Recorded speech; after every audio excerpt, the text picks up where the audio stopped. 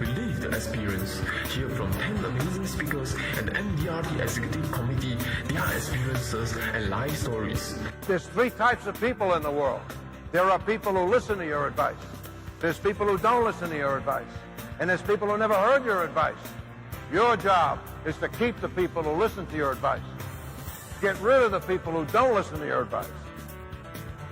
And talk to the people who haven't listened to your advice and turn them into people who do listen to your advice. Being a winner is not necessarily based on crossing the finish line first. Being a winner is who you are. And most importantly, what you consistently do. And I love the fact that at the end of this race, those guys have the girl on their shoulders, right?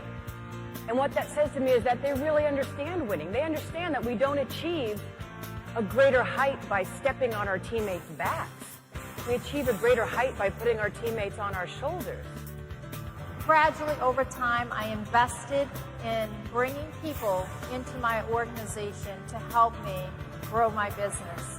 And I used the form of working on what I was best, and then I had people work with me to do all of the paperwork and help me be better at what I've done.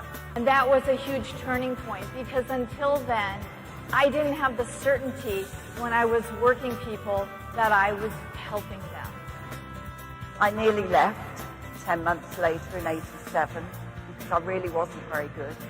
And I can still remember those days as if they were yesterday. But I learned that my confidence grew from knowledge. So I learned how to say, will you help me? And that has been the key to my career all through. Not trying to be the expert in everything, but finding somebody who is.